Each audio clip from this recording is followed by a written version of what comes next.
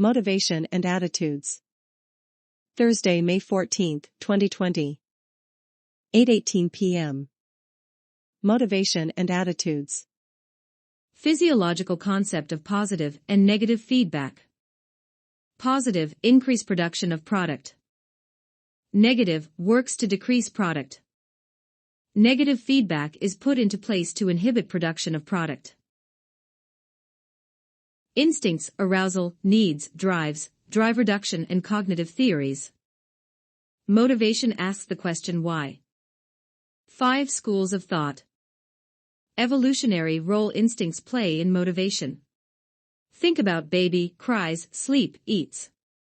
Basic instincts all humans have. Drive reduction theory, drives versus needs. Need is lack or deprivation that will energize the drive or aroused state. That drive is what will reduce the need. Maintains homeostasis. X need for water, driven by thirst, doing push-ups is means to fulfill drive for water. Or sleeping. Optimum arousal theory, people want to reach full arousal/alertness. Why people go to amusement parks. Drive to get full arousal and natural high. Cognitive thought processes drive behavior. Maslow's hierarchy of needs, we want to satisfy needs in particular order. Why we use a pyramid. In reality, all schools are related. Maslow's hierarchy of needs. A pyramid. Needs must be fulfilled from bottom to top. 1. Physiological food, water, breathing, sleep. Essential to survive. 2. Safety of employment, health, resources, property. Can only be fulfilled after physiological needs are met. 3. Love, need to belong, intimacy, love. Social needs. 4. Self-esteem, feel confident and sense of achievement, recognition. Respect. 5. Self-actualization, one reaching their maximal potential, achieving the most one can be. Differs from person to person. Incentive theory. Reward, intangible or tangible, is presented after an action, associating positive meaning to a behavior. X doing well at work is getting promotion. Or intangible, job satisfaction. Incentive for team is winning a game and recognition. Studies have shown as if reward is given immediately, chance of it happening again is higher.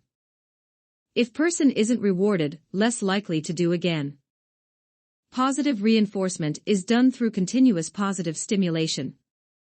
Removal of a punishment would be negative reinforcement, not what incentive theory is focused on. Skinner, most distinguished incentive theory psychologist, said person will more likely do action that's positively received, and less likely to do action that is negatively received. Biological and sociocultural factors, food, sex, and drugs. Many factors that regulate our intake of food, sex, and drugs. 2 categories, biological and socioculture. Food. Biological. Hypothalamus sends positive signal to stomach, when full sends leptin to tell us we're full. Another one is insulin. Brain can detect level of insulin to see amount of sugar and fat store in blood. Metabolism rate. Genetic predisposition to our weight, influenced by parents. Socioculturally, eat for different occasions, time, desire, appeal, availability. Sex investigated by Master and Johnson. Biological, sexual response cycle. First part of cycle is excitement phase, marked by increased heart rate, BP, etc. Second is plateau. Then orgasm. Fourth is resolution. They noticed activity was related to testosterone for women and men.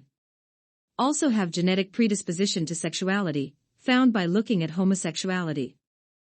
Socioculturally, age, cultural, stimulus, emotions, and desires to procreate or not. Drugs. Biological, family history/genetic predisposition, withdrawal and cravings, biochemical factors, dopamine affects our limbic system and leads to feelings of euphoria. Socioculturally, curiosity, rebel, poor control, cope with stress, low self-esteem, relief from fatigue, feel good, and more prevalent in areas of higher poverty. Components of attitude. What is attitude? A learned tendency to evaluate things in a certain way: people, events, objects. 3 components: affective, emotional, behavioral, how we act or behave towards object/subject, cognitive component, form thoughts/beliefs, and our knowledge.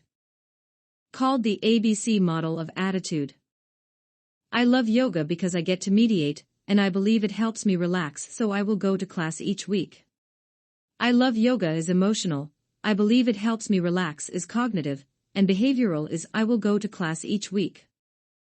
I am frightful of roller coasters and believe they are stupid, so I will be on the carousel. Affective: I am frightful, behavioral is I will be on the carousel, and cognitive is I believe they are stupid. Attitudes influence behavior. For theories that answer question, how do our attitudes influence behavior? 1. Theory of planned behavior. We consider the implications of our intentions before we behave.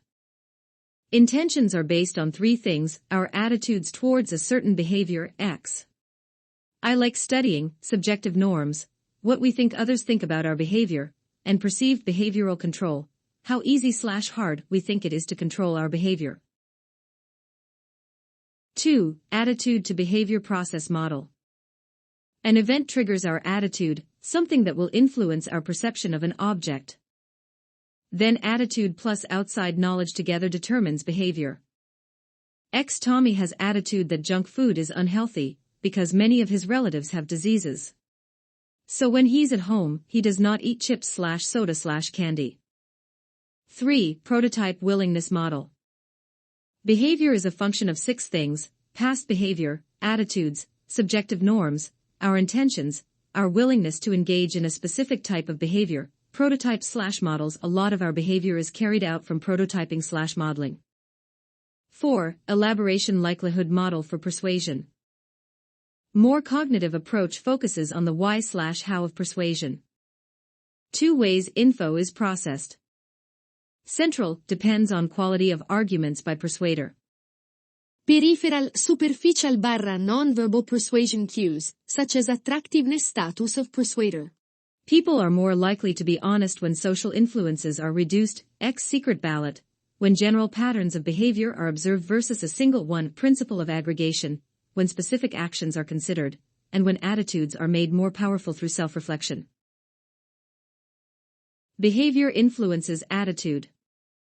Is it possible for our behaviors to shape our attitudes? Yes. Strong social attitudes can cause our attitudes to follow our behavior. 1. Foot in the door phenomenon. We have a tendency to agree to small actions first. Eventually over time comply with much larger actions. Basic concept of how people are brainwashed too. Door is eventually pushed completely open. 2. Role-playing. Everyone plays roles in life. Picture yourself in a new role. First few days are a bit fake, we're trying to follow social quota in that role.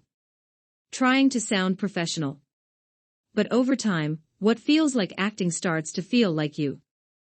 Changed attitude as a result of our behavior and carrying out that role. Zimbardo's prison experiment. Also public declarations, more likely to follow through if you've told everyone, and justification of effort. People do something they don't want to justify effort they put into it, such as going to med school after working so hard. Cognitive dissonance theory. 2 or more conflicting cognitions, ideas, beliefs, values, or emotional reactions. Feelings of discomfort can lead to alterations in our beliefs/behaviors. For things we do to reduce that discomfort. 1. Modify our cognitions. Smoker might say, I really don't smoke that much. 2. Trivialize, make less important. Evidence is weak that smoking causes cancer. 3. Adding more cognitions. I exercise so much it doesn't matter. 4. Denying the facts. Smoking and cancer are not linked. People strive for harmony in our thoughts, actions, words. As soon as our cognitions, attitudes and behaviors don't align, we have cognitive dissonance. Situational approach. Social psychology emphasizes influence of changing environmental circumstances over stable personality traits. Situational approach of behavior is under this branch of psychology. Focuses on interactions between individual and their environment. People behave differently depending on their situation, external instead of internal. Hard to predict behavior based off one situation. Have to acknowledge we sometimes behave differently. Attribution is the process of inferring causes of events/behaviors. Can be internal or external, our focus will be on external. Every day, we make tons of attributions on environment/etc. Inference: a person is behaving a certain way based on situation they're in. 3 parts: consistency, does person usually behave this way? Distinctiveness, does person behave differently in different situations? And consensus, do others behave similarly in situation? If yes to last 2, then we know situation is influencing their behavior. If person is consistent in all situations, then maybe not environment and more internal.